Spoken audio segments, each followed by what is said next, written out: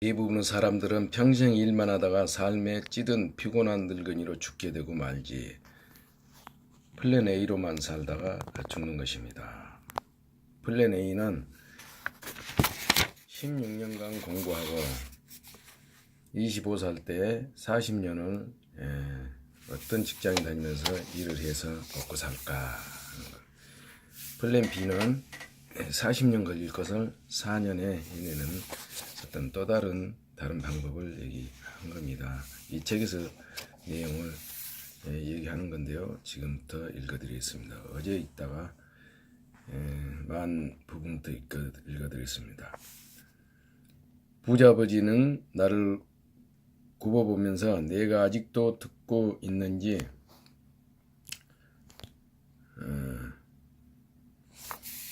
잘 안 보여가지고요. 관찰했다. 그분의 눈길이 나와 마주쳤다. 우리는 서로를 응시했다. 눈길을 통해 무언의 대화가 오고 갔다. 마침내 나는 그분의 말을 다 들은 후에 뒤로 물러났다. 나는 그분의 말이 옳다고 생각했다. 나는 그분을 탓하고 있었으며 배우려 하지 않았다. 나는 싸우고 있었다. 부자 아버지는 계속 말씀하셨다. 혹은 네가 배짱도 없는 사람이라면 삶이 너를 내두를 때마다 그냥 포기하고 말지.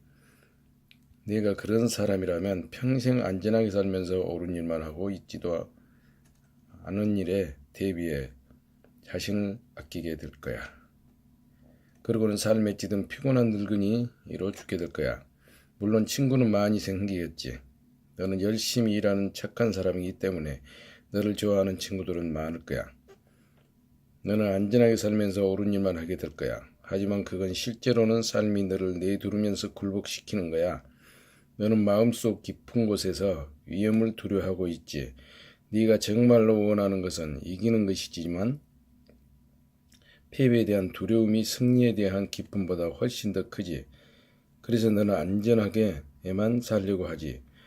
다시 우리의 눈길이 마주쳤다. 우리는 한 10초 정도 서로를 응시했다.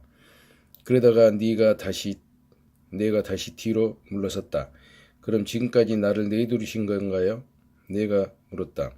어떤 사람은 그렇게 말할 수도 있지. 부자 아버지가 미소를 지었다. 나는 너에게 삶의 맛을 보여줬다고 말할 수 있다.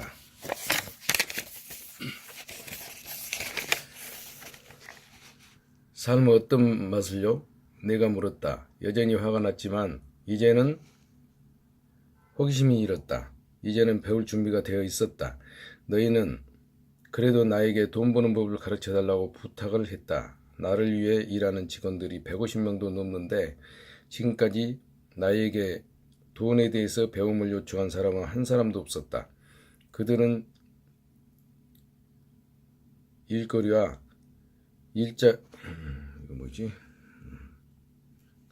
일자리와 봉급에 대해서만 얘기를 했지 배움에 대해서는 얘기하지 않았다. 그래서 대부분은 좋은 시절을 돈을 위해 일하면서 보내고 자신들이 무엇을 위해 일하는지 제대로 알지 못한단다. 나는 그곳에 앉아 세심하게 경청했다. 그래서 마이크에게서 내가 돈 버는 법을 배우고 싶어 한다는 얘기를 들었을 때 나는 현실 생활에 밀접한 강좌를 하나 마련했다. 물론 나는 얼굴이 창백해질 때까지 얘기할 수는 있다. 하지만 그러면 네가 귀를 기울이지 않을 거야. 그래서 나는 네가 귀를 기울이도록 삶이 너를 조금 내두르도록 만들었지. 그래서 너에게 10센트만 주기로 결정한 거다.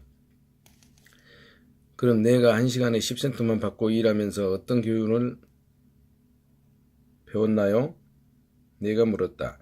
아저씨가 임금이나 착취하는 사람이라고 하는 것을 배웠나요? 부자 아버지는 몸을 젖히며 소리내어 웃었다. 마침내 웃음을 멈추고 그분이 얘기했다. 네 관점을 바꿔야만 한다. 이제는 나를 탓하지 말아야 한다. 내가 문제라고 생각하지 말아야 한다. 내가 문제라고 생각하면 너는 나를 바꿔야만 한다. 그러나 네가 문제라고 생각하면 네 자신을 바꿀 수 있다. 그러면서 무언가를 배우고 더 현명해질 수 있다. 대부분의 사람들은 다른 사람은 변하기를 원하면서 자신은 변하려 하지 않는다. 이 점을 명심해라. 다른 사람보다 자신을 바꾸는 것이 더 쉽다. 무슨 말인지 모르겠어요. 내가 말했다. 네 문제들에 대해 나를 탓하지 말아라. 부자 아버지는 조금씩 조급함을 보이면서 말했다. 하지만 아저씨는 나에게 10센트밖에 주지 않잖아요. 너는 그 일에서 무엇을 배우고 있니? 부자 아버지가 미소를 지으면서 물었다. 아저씨가 싸구려라는 것을 배우고 있죠. 내가 교활한 미소를 지으며 말했다. 그것 봐라. 너도 결국 내가 문제라고 생각하지 않니? 부자 아버지가 말했다. 하지만 그렇잖아요. 글쎄, 그런 태도를 버리지 않으면 아무것도 배우지 못한다. 내가 문제라는 태도를 버리지 못하면 너에게는 어떤 선택이 남아있을까? 아저씨가 돈을 더 많이 주지 않거나 나를 인정하면서 가르치지 않으면 그만둘 수밖에 없죠. 잘 대답했다. 부자 아버지가 말했다. 대부분의 사람들은 정말로 그렇게 한다. 그들은 직장을 그만두고 다른 일자리를 찾는다. 더 좋은 기회에 더 많은 보수를 찾는다. 그들은 새로운 일자리나 더 많은 보수가 문제를 해결할 거라고 생각한다. 하지만 대개의 경우 그런 식으로 문제가 해결되지는 않는다. 그럼 어떻게 해야 문제를 해결할 수 있나요? 내가 물었다.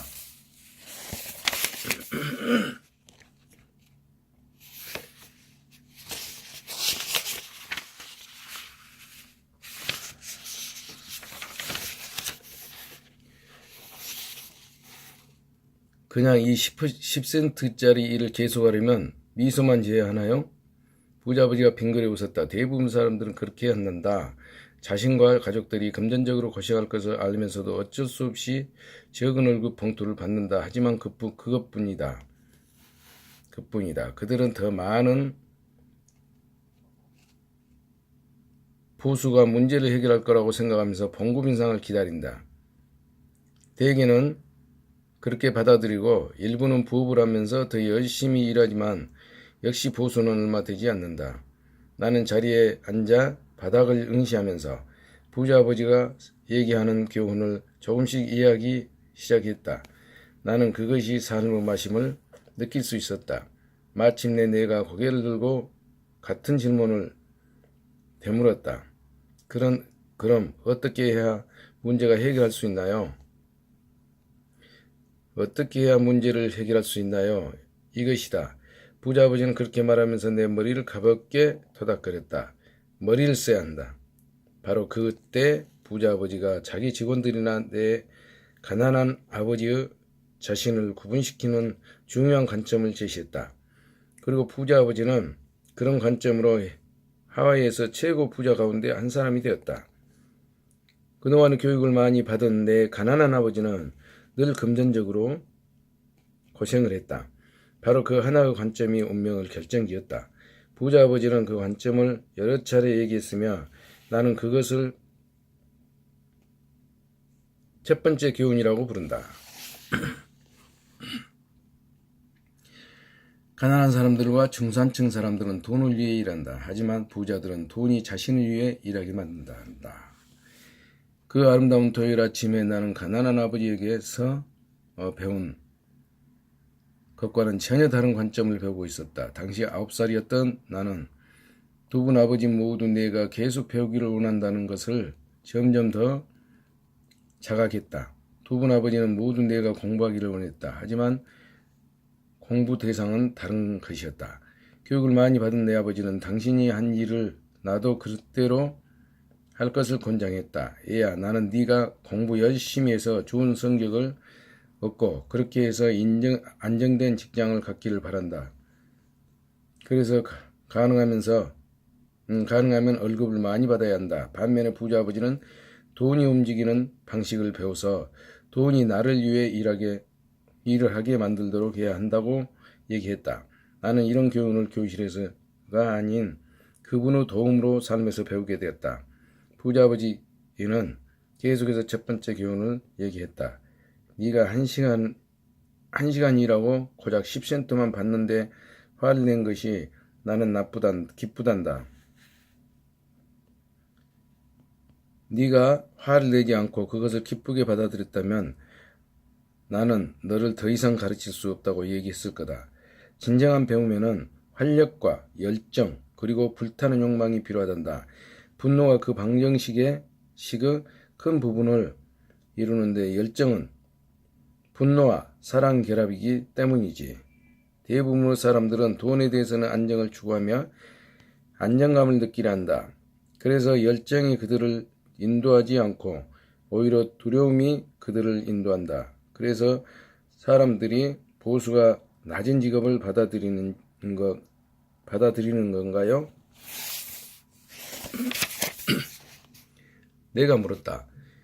그렇지, 부자 아버지가 말했다. 어떤 사람은 내가 사탕수수 농장이나 정부처럼 직원들에게 많은 보수를 주지 않는다고 내가 사람들을 착취한다고 얘기한다. 나는 오히려 사람들이 스스로를 착취한다고 얘기한다.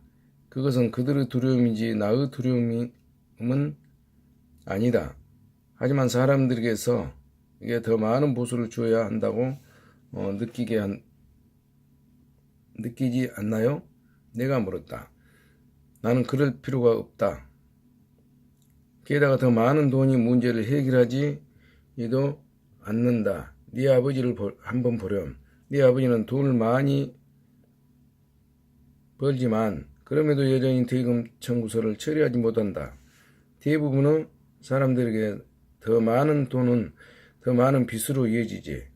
그래서 제 보수가 1시간에 10센트가 된 건가요? 내가 미소를 지으며 말했다. 그것이 배움의 일부인가요? 바로 그렇다. 부자 아버지는 빙그레 웃었다. 네 아버지는 학교에 가서 좋은 교육을 받았다. 그리고 그렇게 해서 보수가 높은 직장을 얻었다. 하지만 네 아버지는 아직도 돈과 관련한 문제를 갖고 있더구나. 왜냐하면 한 번도 학교에서 돈에 대해 배운 적이 없으시기 때문이지.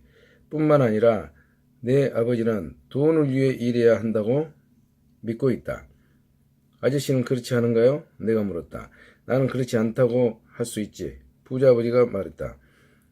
네가 돈을 위해 일하는 법을 배우고 싶다면 계속 학교에 있어라. 학교는 그것을 배우는 데는 아주 좋은 곳이다. 하지만 돈이 너를 위해 일하게 하는 법을 배우고 싶다면 나에게서 배워라. 하지만 네가 배우고 싶을 때만이다. 누구든지 그것을 배우고 싶어 하지 않을까요? 내가 물었다. 그렇지 않다. 부자 아버지가 말했다. 그런 관점을 새로 배우는 것보다는 돈을 위해 일하는 것이 훨씬 더 쉽기 때문이지. 특히 돈을 두렵게 생각할 때는 더욱 그렇다. 저는 잘 모르겠어요. 내가 얼굴을 찡그리며 말했다. 지금은 걱정하지 않아도 된단다. 그냥 대부분의 사람들이 어떤 일을 억지로 계속하는 것은 두려움 때문이라는 것을 알기만 하면 된다.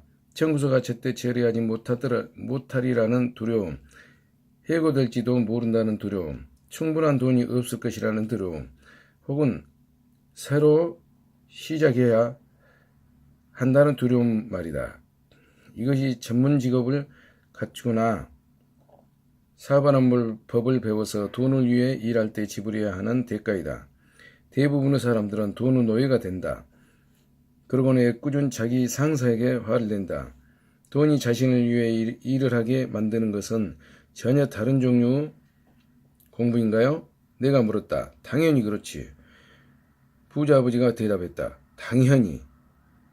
우리는 그 아름다운 화요일 토요일 아침에 말없이 앉아 있었다. 바로 그때 내 친구들은 동네 야구 경기를 하고 있었을 것이다. 하지만 어떤 이유에서인지 나는 이제 1시간에 10센트를 받고 일하기로 한 결정에 고마움을 느꼈다. 나는 이제부터 친구들이 학교에서 배우지 못할 무언가를 배우려 한다고 생각했다. 준비가 됐느냐? 부자 아버지가 물었다.